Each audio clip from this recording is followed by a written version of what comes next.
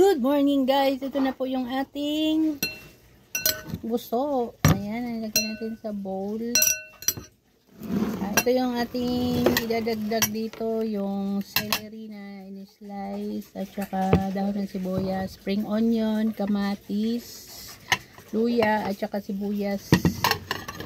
Ayan o, onion. Ay, lagyan lang natin ng olive oil at saka yung sukang Ilocos. Una muna, lagyan natin ng isang kutsarang sukang Ilocos. Dalawa na kasi medyo, ayan. Ito siya guys, may halo na tong may nakalagay na siya na ito, may mga sili na din. Tansyahin na lang natin siya guys. Ayan, okay na yan. Dala na natin ng olive oil ng isang kutsara. Yan, tansyahin natin. Isang kutsara nilagay ko guys para yan, haluin na natin.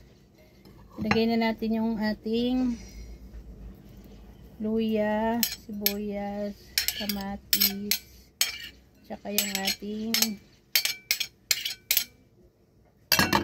yan na. Konting halo lang to kasi baka madurog. Yan.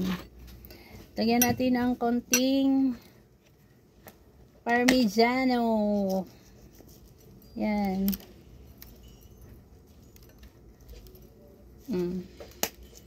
At syempre yung ating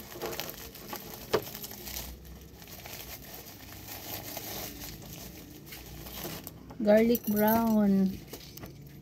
Lagyan din po natin ng konting asin. Yan. Hindi tayo masyadong maalat kasi may Parmigiano cheese na to.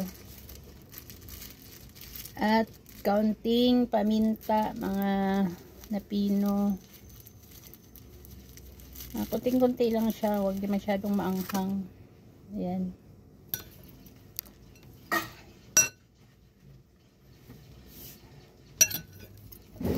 Saan na yung natin?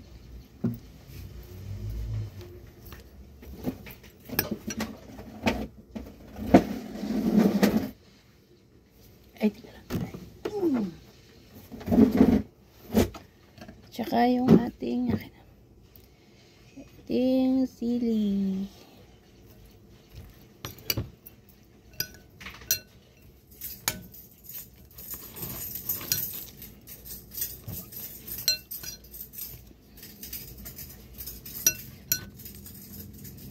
Okay, tikman na natin yung ating